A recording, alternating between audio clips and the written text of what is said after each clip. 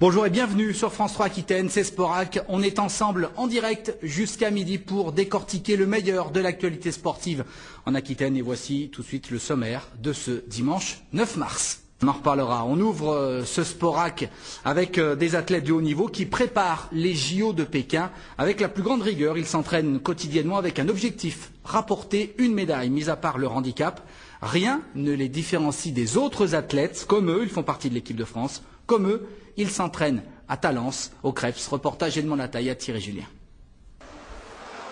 10 athlètes handisport comme Yann Noir intégrés au Creps de Talence. Le but, leur apporter des moyens logistiques et financiers au même titre que les valides. Tous sont membres de l'équipe de France et tous ont une feuille de route précise, surtout en cette année olympique, avec les mêmes contraintes et les mêmes exigences que les autres.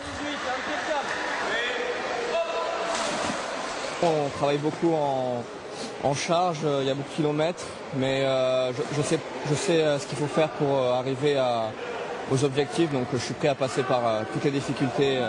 L'objectif, c'est la qualif pour les Jeux, et je serai très content d'y arriver avec Bruno.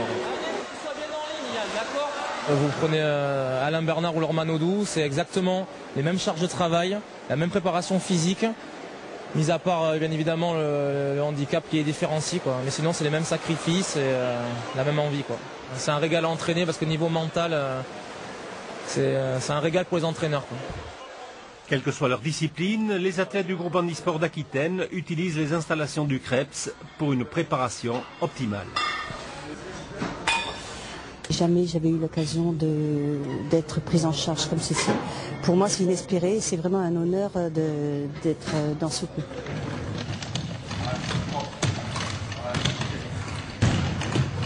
C'est le groupe international handisport Aquitaine qui m'a permis d'avoir ce fauteuil-là, et qui vaut à peu près 6 000 €, donc j'aurais pas pu acquérir tout seul. On est multidisciplinaire, donc ça nous permet d'échanger un petit peu nos ressentis par rapport à la compétition, le bien-être et le mal-être.